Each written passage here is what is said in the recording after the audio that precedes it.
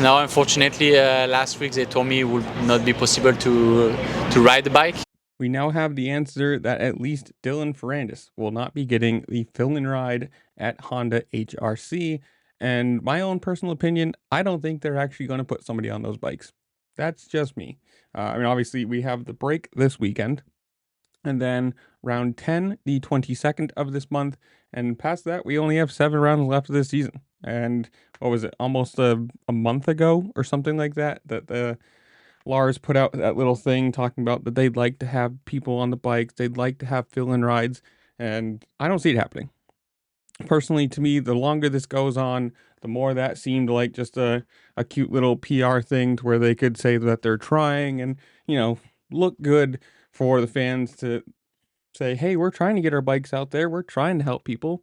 But with 7 rounds left, by the time you, one, pick somebody, two, get them on the bike, get their settings wherever they want them to, even have them semi comfortable on it, the season's going to be over. Like, and obviously, it's not going to be a ride for a championship or anything close to it. But if you're going to give somebody a fill-in ride, at least let them have more than like 3 weeks on the bike. And I don't know. To me, it just seems the longer it goes, the more they're definitely not going to put anybody on it. And it was just a little appeasement thing. But at least on the good side, they are apparently going to be giving Ferrandis some parts, some, of the factory boy trick parts from HRC, which for him might honestly be better. It's on a bike that he's comfortable with, he's been riding for a while. If you can make it just a little bit better with some special parts, it might honestly be better than switching teams completely and riding the factory bike. And I mean, who knows? Obviously, at 30 years old now, Ferrandis isn't exactly the youngest guy in the field.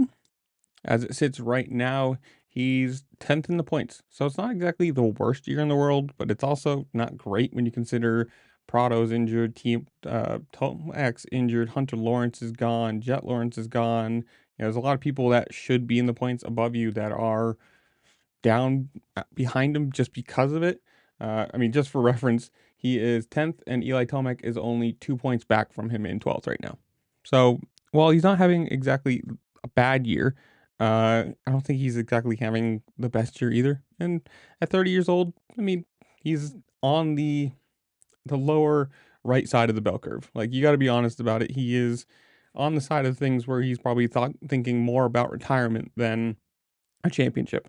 And it's not a bad thing. It's just the way nature works. You have age, and age brings a loss of speed. I don't know how you want to say it, but if you can get more parts, obviously he looked good in Indy. He had a good speed, and if you get some trick parts and some help from the factory boys, maybe he could run for a top five, maybe a podium, gain some points, and you know climb up that leaderboard a little bit. But it's all going to be a guess and check here, and I don't know. Like, it's just, to me, it's funny that like we're 10 rounds in. Well, at least right now we're 9 rounds in. We will be 10 rounds the next one, and still have yet to have even anybody named. There was the joke about Vincent Freezy, taking the fill and ride, and that was obviously satire that wasn't taken as satire. And since then, at least I don't know. If you've heard of anybody, any rumors of somebody who's supposed to be getting it, um, comment them down below, because I apparently have missed the train if there is one. I don't see them doing it. Sadly, it's going to be another one of those years where a full factory team doesn't fill in, doesn't run their bikes, and you think about how many privateers would love to be on that bike.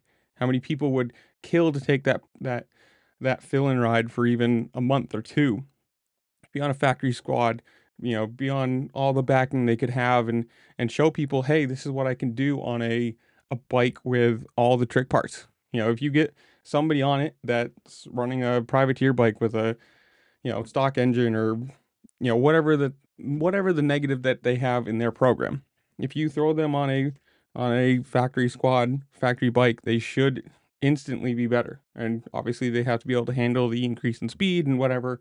That's all semantics at a certain point. But I think if they could give anybody, there's 2 bikes, give anybody a chance at riding it and see where it goes, it can't hurt. What's the worst? you're not going to score any points. Well, you're already not doing that, so negative is nothing.